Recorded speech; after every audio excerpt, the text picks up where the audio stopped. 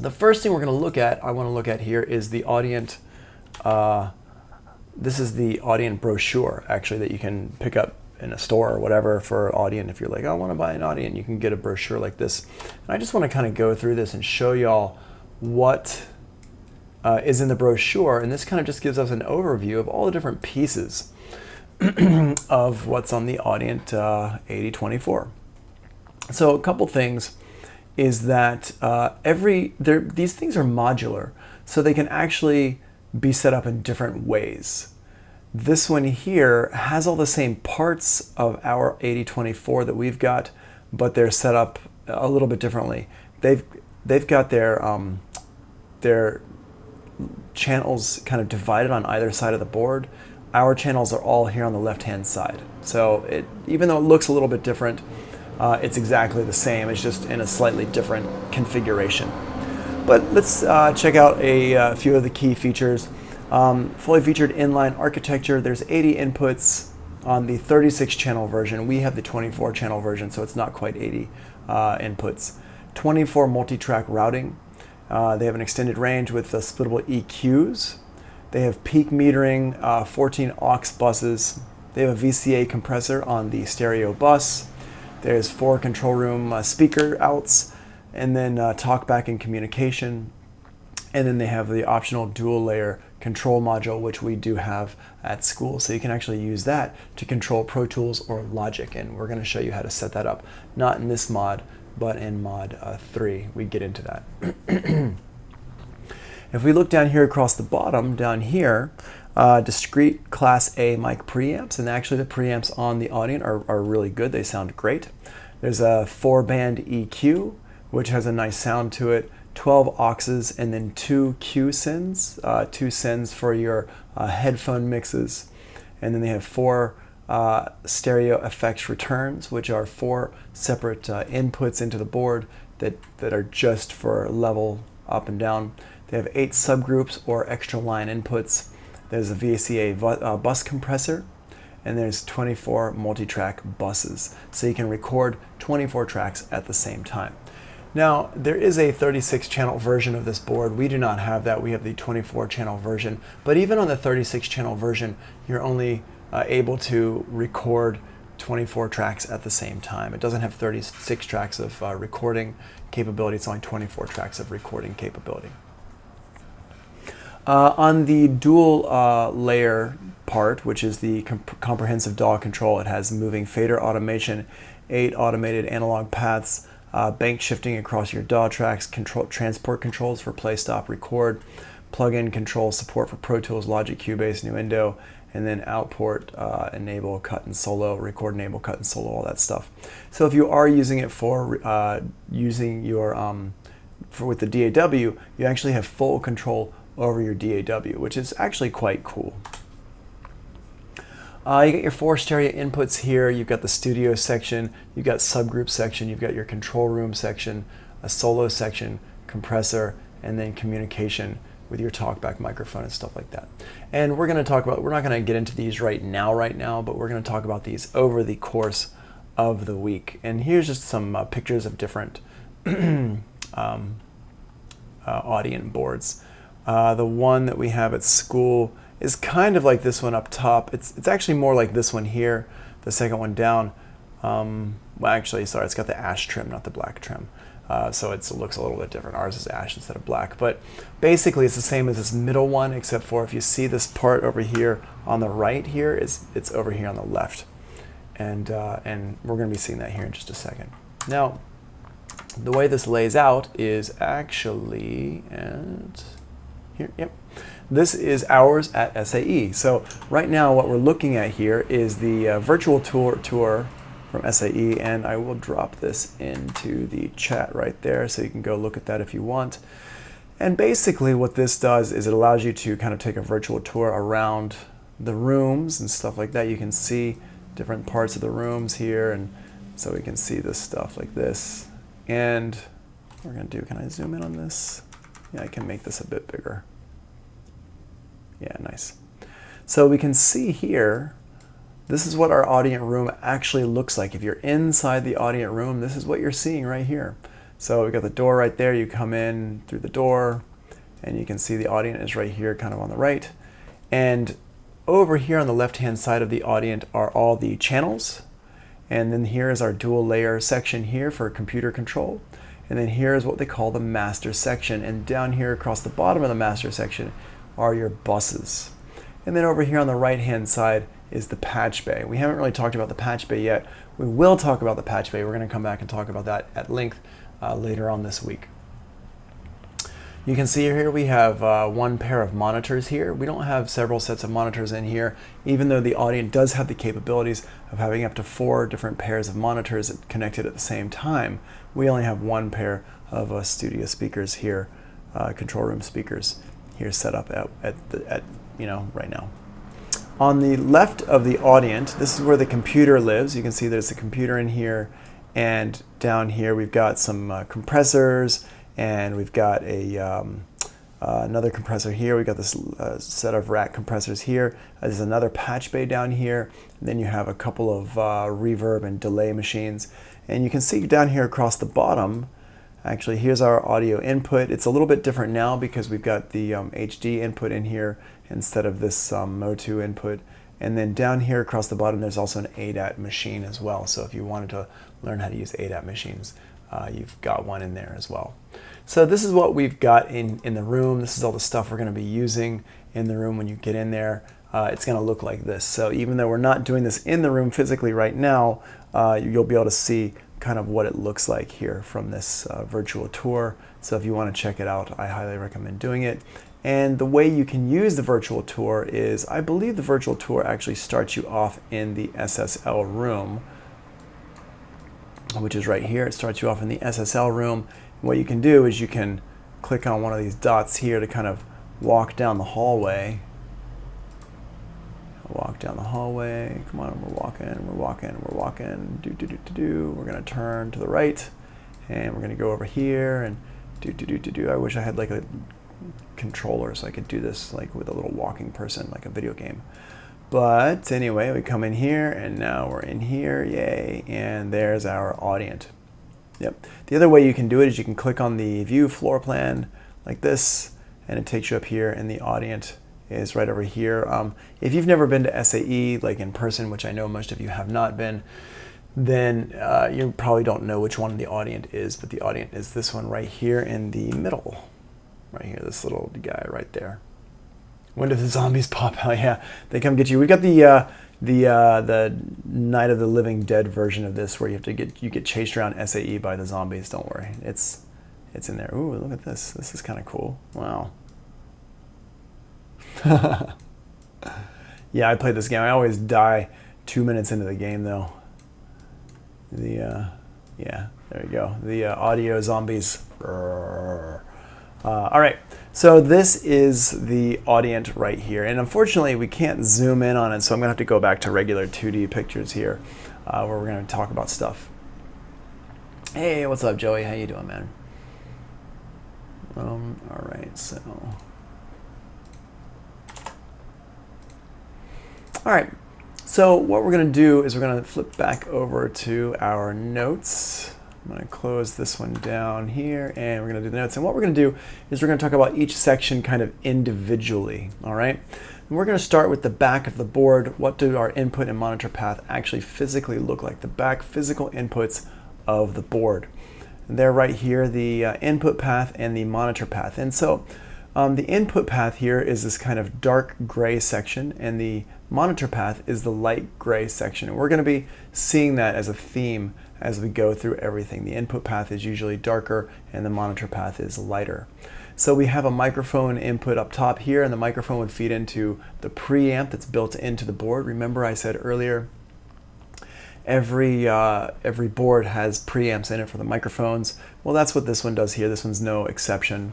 And then here we have a line input for keyboards and stuff like that.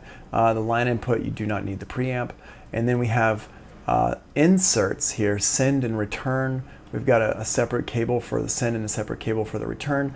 And if you're a little bit confused about what an insert is, basically an insert is for some external effects. So for example, if I wanted to put a compressor on, let's say I've got like a bass going into the board, and I want to put a compressor on it, I can actually plug a compressor into these channels here, into these inputs and outputs here, and then I can use an outboard compressor with my bass. Like you would if you, basically an insert is if you have a plugin in Pro Tools and you put the plugin on the track, that's an insert.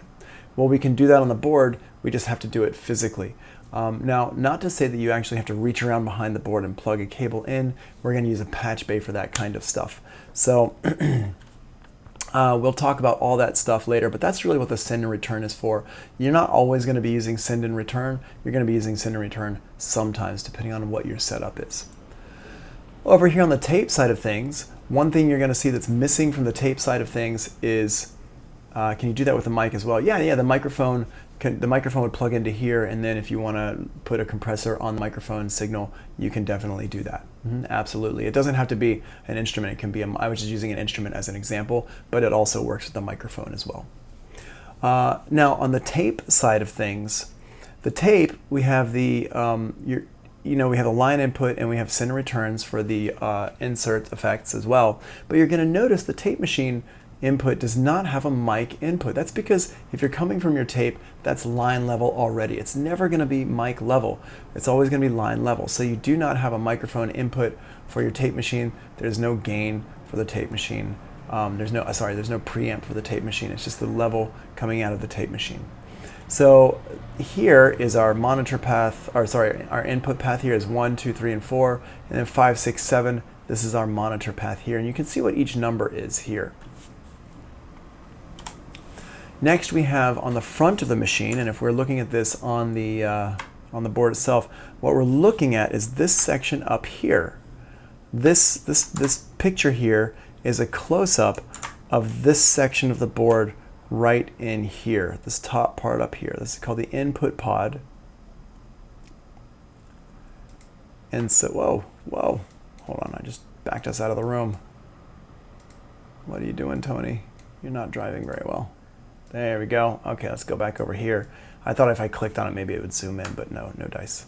So here we've got this part here, this nice section here across the top, and this is what it looks like up close. So we've got the long meter here on the left, and you've got the short meter here on the right. Now the short meter and the long meter, everything has its default position, whether it's for the input path or the monitor path, just by default. So the long meter is the monitor path by default, and you can see it says tape right here. Tape is your monitor path. And then the mic line here is on the short meter here, and this is by default, this is your input path. Now, this is basically just to show us that we're getting signal. It's not super useful for actually seeing how much signal we're getting.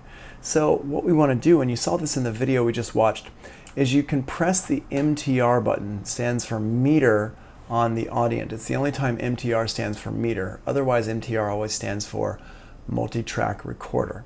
But in this case, it stands for meter. And what it does is it just flips these two meters with each other.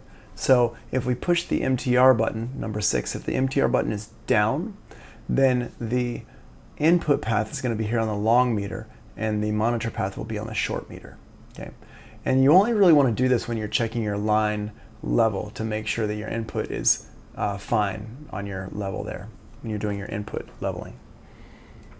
Over here we have the tape input here. Oops.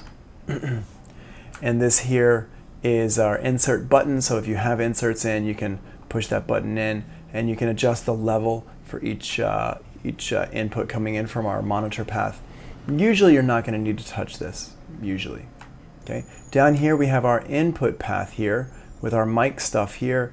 If you want to get the line instead of the mic, you're going to push that button in right there. Here's for our insert. If we want to put an EQ or a compressor on the recording of like the kick drum or something like that, you can press this button in here and mess with your compressor. Over here, number 9 is our phase. Number 11 here is our low cut for just a low cut to cut out the low frequencies. Over here is the gain knob. This one's really important here. This is number 8. Number 8 is the gain knob, and this is going to bring the level up. And then number 10 is the phantom power, 48 volts of phantom power. So we can put our condenser mic into the system here. And you can see on this page here, I've got everything kind of written out for you right here. It's all written out for you, okay? Right there, okay? But when we get to the next page, we're gonna notice, wait, things aren't written out anymore. Everything is a big mystery, right? Well, the reason why I've done this is because I want you to go through in your notes and I want you to write this stuff out. Now, I'm gonna go ahead and just tie this into the assignment for the homework. Let's go ahead and just take a look at this. Where are we? Oops, not that. There we go. Hold on a second, let me deselect that. Okay, so over here, your homework that we're going to get started working on here after we go through all this stuff is the channel strip exercise, and it's got everything right in here for you. And I didn't put it into the notes intentionally. And the way we can do this is you just go over here and open it up in preview. Make sure you download it to your computer. Make sure you open it up in preview, not just opening it up inside your web browser. And you click on it and you write stuff in about it. So for example, number 1 here is the routing matrix. The routing matrix, and its function is to route the audio to the multi-track recorder. And it's as simple as that. Just put little quick things in here. What's the function of it? You don't need to write whole paragraphs about it. Please don't copy and paste. But if you're wondering, well, Tony, wait, how am I going to know what all this stuff does? Am I going to have to watch this video over and over again? The answer is no, you don't have to watch the video over and over again. What you can do is get the Audient manual. The Audient manual is here. It's on Canvas. If we go look at Canvas, under the module here, under handouts, the Audient manual is right here. So you download the Audient channel strip worksheet, go get the Audient manual, and put them right next to each other on your computer. And everything, see this? Everything is labeled here. But I want you to put here, for example, on this first one here, where it says 1 and 2, long meter and short meter here. I don't want you to write it in and say like 20 segment meter and 3 segment meter. Nobody calls it that. Nobody calls it the 20 segment meter. Nobody calls it the 3 segment meter. We always call it the long meter or the short meter. So don't just copy and paste stuff from here, like even though you could just, you know, copy it and paste it over to here somehow, maybe. Yeah, you could do that. I really don't want you to do that because that's just, you're not really learning, you're just learning how to copy and paste, and I have a feeling you probably already know how to copy and paste. So I want you to rewrite it into your own terms. For example, this one here is the tape. Well, actually we could say it's the monitor path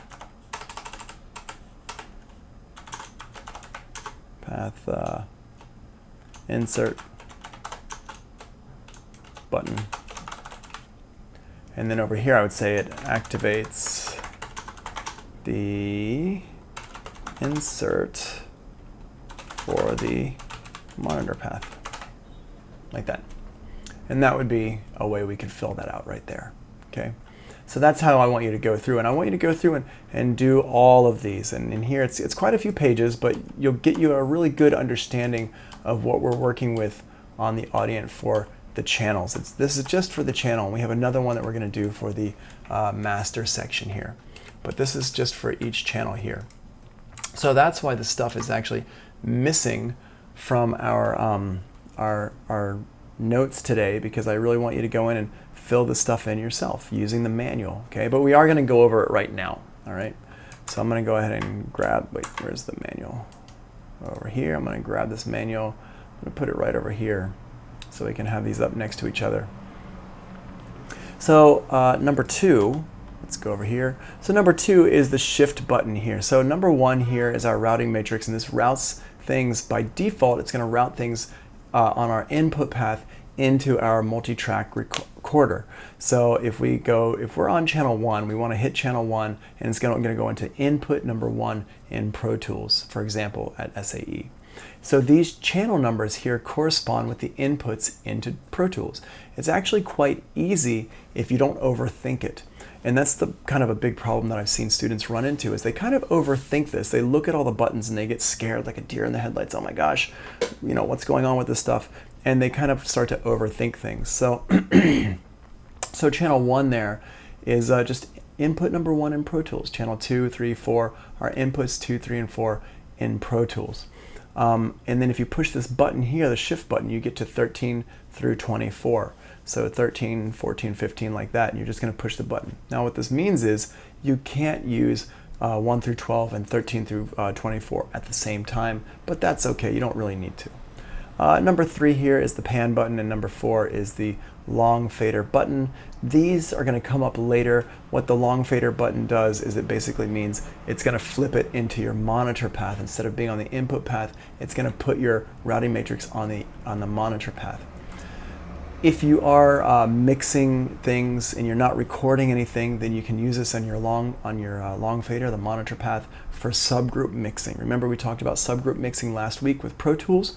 Well, you can also do subgroup mixing with all of your consoles. So that's what we're going to be doing with this. That's what the long fader button does. We're going to come back and talk about that more at length though. But number 4 would be subgroup mixing capabilities. And then if you are subgroup mixing, then you want to use your pan button right here.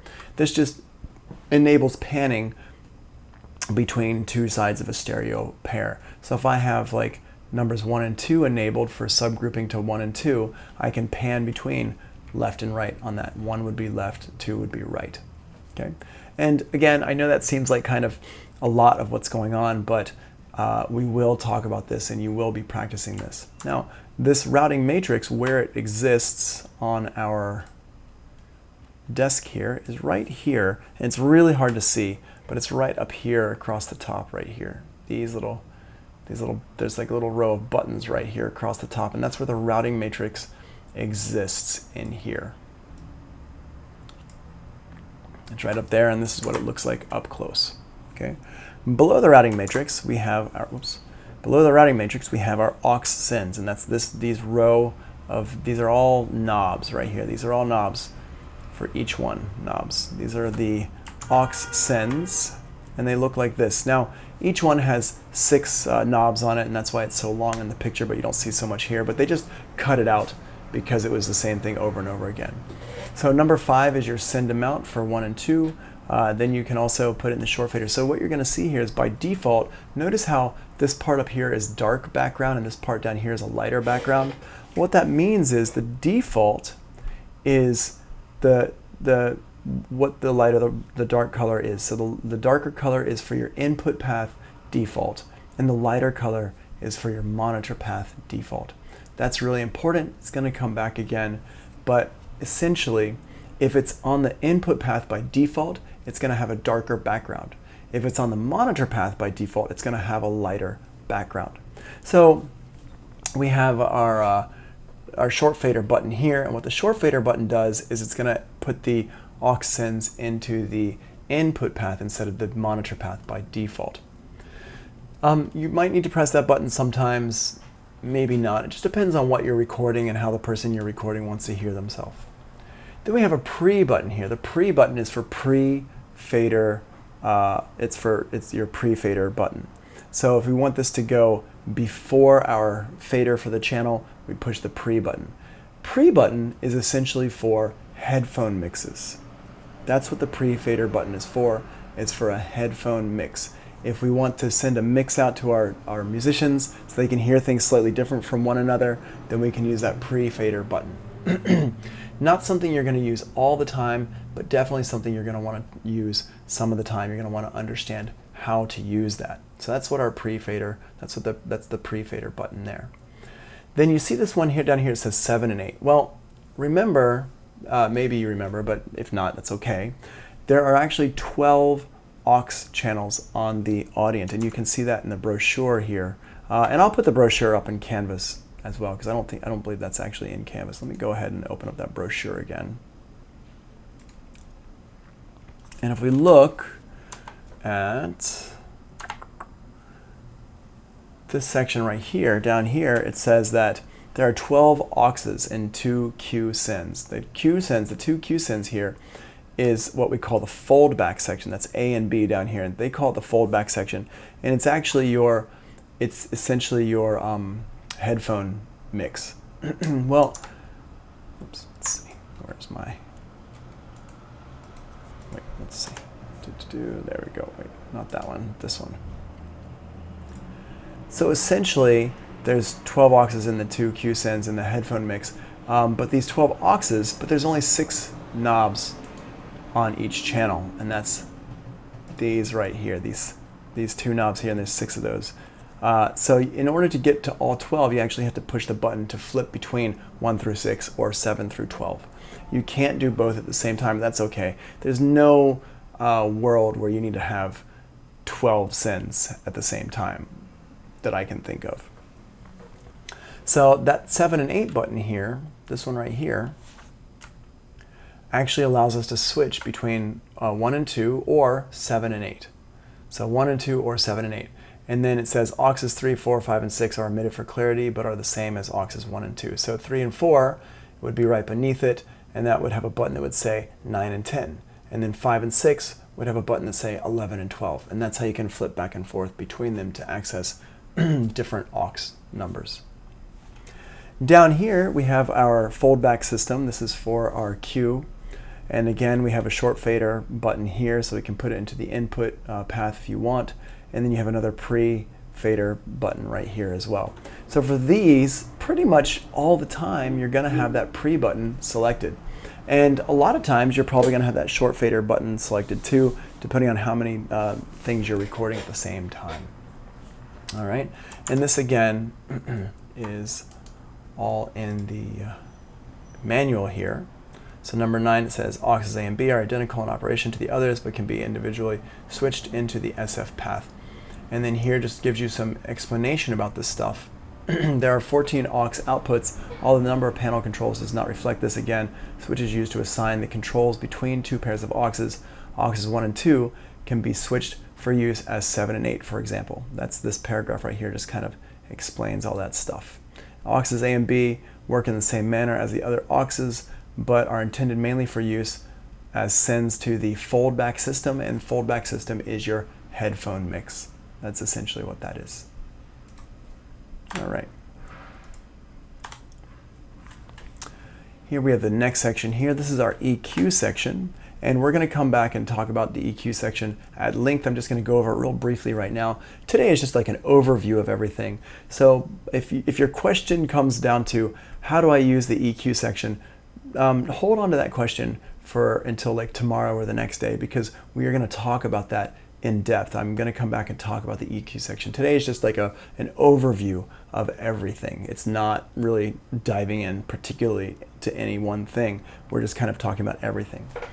So first of all, the main buttons here that you really have to pay attention to are the in buttons here. So you can see it's actually divided up into 2 sections. We've got high frequency, high and then low frequencies, and then mid frequencies here.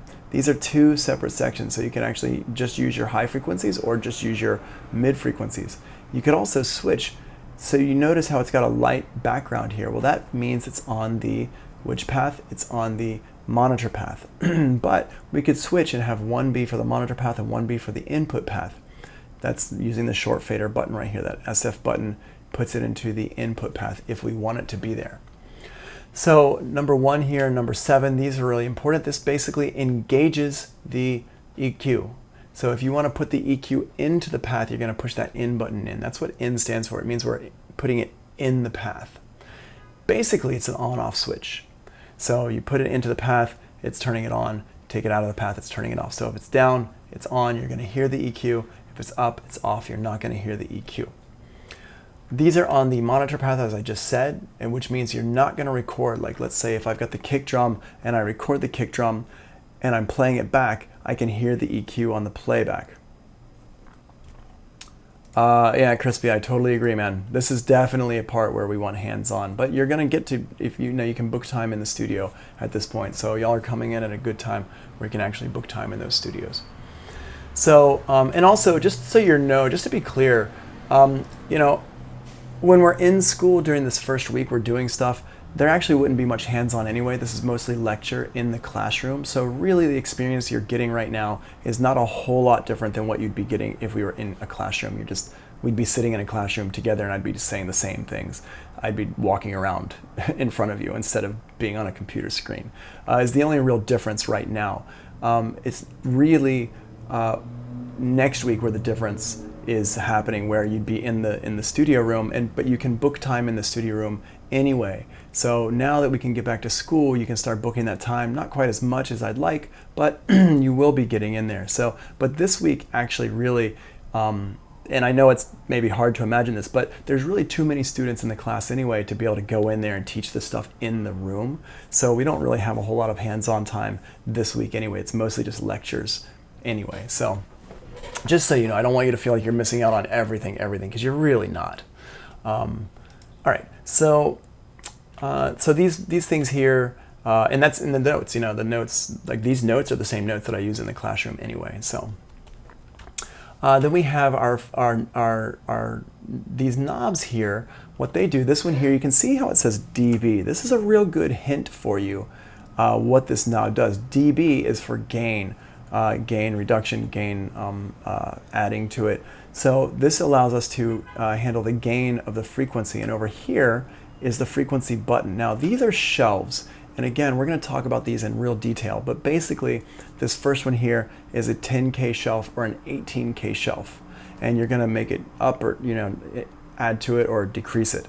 And then this low shelf here is 50 hertz or 100 hertz. And depending on where that button is, that's where that is. So it's not sweepable, but these are, pretty common placements for these shelves. Down here in the midsection, this is what we call a fully parametric EQ. And it's fully parametric because it has the frequency, it has the bandwidth, how wide it is, and then it has the gain knob here. So you've got the frequency knob here, we can put at different frequencies. We've got the bandwidth knob here, we can do different bandwidths, and then we've got the gain adding or reduction there. Okay, and the same thing for the low mid. So the H stands for high, M mid, F frequency. High mid frequency and low mid frequency right here. And again, this stuff is all over here in the manual. It's all explained in detail, so I want you to go through that for your homework tonight and just write that stuff in, because when we get to it later this week, we're going to go into it in real detail there. Next, we have our short fader. The short fader compared to the long fader. Let me just skip to the long fader. You can see the long fader is a bit longer here. Short fader is a little bit shorter. I've kind of put this on here to have like room space in the PDF so you can see it, but this one is quite a bit longer. There's no mistaking it. If we look at our picture here, the short fader is up here, the long fader is down here, and there you can see how it's all dark background. Well, that's because, again, the default setting for the short fader is the input path. And that input path is, that's how we're recording into our DAW. We can flip it if we want, but I recommend that you don't worry about that kind of stuff, especially in the beginning, because it just gets confusing. But here, this has got a lighter background here. That means it's our monitor path, and this is our input path here. So if we go back to this one here, this is our dark background. It's our input path. Number 1 here just shows you if you're in the tape or the mic input, which is basically mic is your input path, tape is the monitor path. And then over here, number 2 is our source. Again, this is not a button you're going to press very often.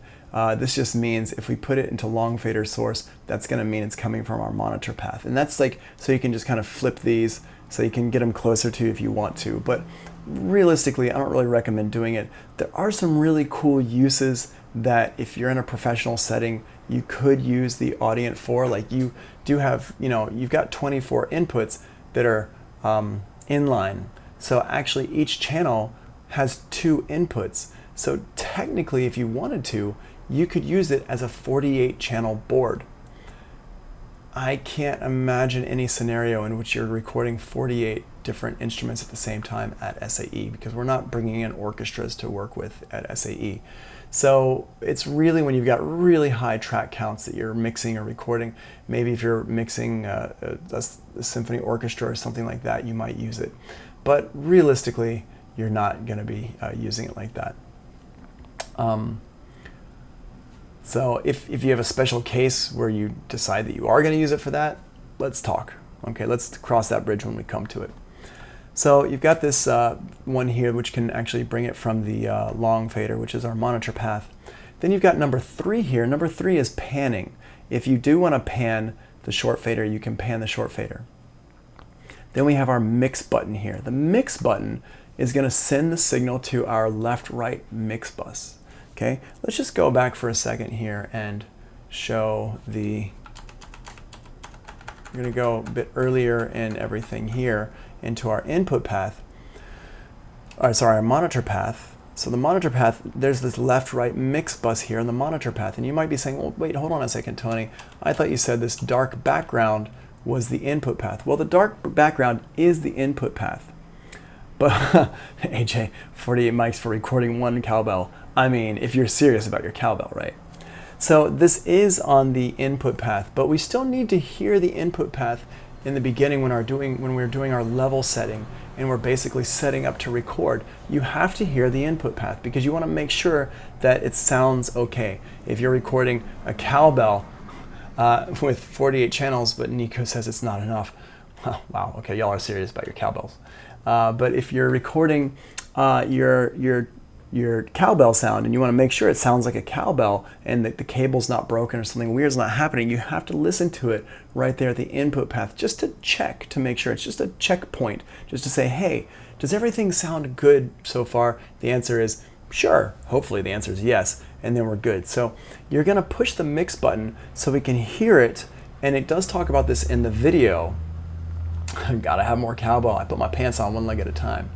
All right, so you got to check it to make sure. And it does talk about it in the video from the College of London there that we watched earlier. It does talk about checking it to make sure it's okay. You push that button to check it to make sure it's the right sound. You pull up the fader. Okay, great. It sounds like a cowbell. Good. And then you can unpush that mix button. I got a fever. I got to play y'all that song. There's a really great dance track that uses that sample in there. It's a really cool dance track. All right, then you have your fader here. Now the short fader, generally you're going to leave it at 0. Yeah, Christopher Walken's voice, classic. You got the short fader here. Basically, you're just going to leave it at 0. There's no reason if you set that level correct on over here. Where are we? On our input pod, this gain right here. If you set this correctly, you're not going to need to actually add in more or less here. You're going to have this be set, and this is the signal that's going into your Pro Tools right there. That's going to be the correct signal. So you really don't want to mess with this. You just put it up. Whoops, just put it up to 0, and kind of leave it there. If you wanted to solo out your short fader, or if you wanted to mute your short fader, you'd push the solo or cut button. Solo is for soloing it out. You're just going to play it by itself, and then cut is for muting it. All right, and once again, that's all right here in the manual. And it's just, we just took these pictures from the manual just to kind of put them so you can have them aside so you can go through and fill out the blanks here. All right. Here is where we get to the long fader, and the part that we're looking at right here on the board is this section right here. See this little part here? This is where your pan button is, and your mute and your solo, all that stuff. That's all right here below the short fader. It's at the top of the long fader, and you can see this is part of the long fader. It's a light background, so this part here is part of the long fader. That's why I put it on the same page as the long fader here. And you've got a flip button here, which basically flips the short fader and the long fader again. Again, if you're using it for 48 inputs and stuff like that, you can use these buttons. But I've never actually pushed this button except just to learn what it does. So after you've kind of figured out what it does and you got your head around it, you're probably not going to push that again while you're at SAE. You've got your pan knob here. You can pan left and right. Then you've got your mix button. Now this mix button you will have pressed most of the time because this is what you're going to hear your monitor path on. You're going to have to make sure, basically the rule of thumb is on the short fader you do not press the mix button, on the long fader you do press the mix button. So that's basically the rule of thumb, and oftentimes when students are having troubles and they're not hearing things, they're like I've got everything pushed, all the buttons are pushed, all the things are up, you know, all the cables are plugged in. I feel like I should be hearing audio. Half the time it's because not all the buttons are pressed. You forgot to press the mix button. That's a very common problem, especially in the beginning when you're first learning how to work with this stuff. So just make sure, if you're ever not hearing if you're ever, you know, not hearing sounds or whatever, just take a deep breath and then go back and press that mix button. All right. Then you've got a solo button and you've got a cut button. Solo just brings that sound and makes it play by itself, or it brings that out from the mix, and I'm going to explain what I mean by that later. And then the cut button is basically mute. It just cuts that track out of the mix, so we're not hearing that track anymore. And then you've got your long fader. Whoops. It's the long fader. And then the 10 dB mark is up top, the 0 dB mark, and the 4 infinity. So the signal, no signal is going to go through when you're down here at number 4. And again, this is on the board right down here across the bottom. Cool.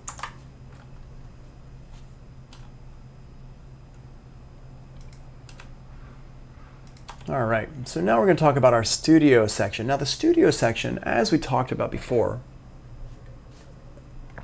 I mentioned it briefly in passing, so we haven't really talked about it yet too much. But the studio is what your musicians are listening to. The studio is where your musicians live.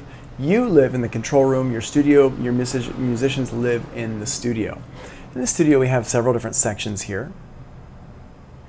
This is the speakers and foldback, and then the levels for each of those underneath. And I just want to pause here for a second to say that what we're talking about right now is over here on the right-hand side. This is what we call the master section here. It's got a whole bunch of different things in it, and that's what we're talking about. What we're talking about here is down here on the lower left. This is our studio section right here on the lower left. So you see what that looks like there. Studio section is down here on the lower left. This whole section is called the master section. This whole sections over here are called the channel sections. So down here we've got the studio section here. And everything is labeled right here, but essentially these buttons here are going to showcase, these are where you select what audio your musicians are listening to. Are they listening to the control room? That's what you're listening to. If so, you want to press the control room button. Are they listening to the tape or 1 or 2 returns? Then you're going to press these buttons here. Again, we're going to talk about what that means. I don't want to get stuck on that right now because that's a whole another explanation that we are going to explain. And then we have here auxes A and B. If they want to listen to a headphone mix, they have auxes A and B right here. And then you have your levels here. Number 2 here is your levels. The level for the speakers and level for the foldback. Essentially, speakers are for actual speakers in the room, which we do not have at SAE. And then your foldback is for your headphones in the room, which we do have at SAE. And then down here, you've got your on button here if you want to turn on the speakers here, or you've got solo buttons here for these, which are always on. Next, we have the control room section, which is your place where you live. We have the source select, which is essentially what we talked about here. The source select, that's these buttons here. So the source select, same thing as these buttons right here is our source select. Do we want to come from our mix? Do we want to come from tape 1, tape 2, tape 3? And again, if you're recording onto a multi-track machine, or sorry, when you're recording your 2-track machine, that's your tape 1, 2, and 3 again. And we'll come back and talk about that later this week. So most of the time, like 90% of the time, you're going to have that mix button pressed right here for the source select and for the speaker select. And the speaker select here, you got the main button here, and then you've got alternative speakers, and you got levels for each one of these. And you got the main monitor here, main monitor level. This is what you're going to be using most of the time. And then you can put it in mono, you can cut the left out. Basically, you can mute the left, you can mute the right, you can mute the whole signal, which you want to do when you zero out the board and when you're turning things on and off to make sure there's no pops or clicks that would break your tweeters. And then you can also dim it. Dim, what this button does is it just brings the level down so you can still hear something's going on, but you can talk over the top of it. Okay, so just going back real quick, 90% of the time, you're going to have the mix button pressed here. You're going to have the main button pressed here for speaker select, especially at SAE. because we do not have alternative speakers. So you're not going to use these at SAE. You're going to use this main button here, and you're going to be using this knob here to control your levels in the control room. Where we are on the console is right here, right here. That's what they see, these two lit buttons here. That means that we've got those two buttons pressed right there. That's what's happening right there in that section. See where that is? Boom, right there. All right, next we have an oscillator. We have the solo section.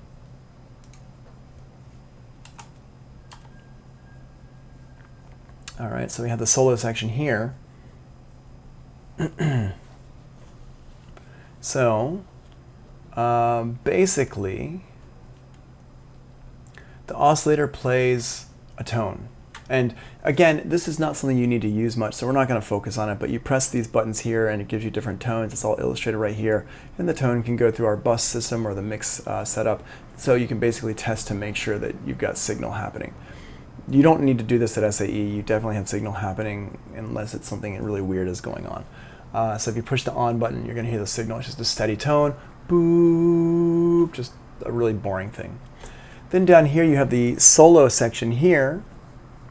And again, we're going to come back and talk about this in like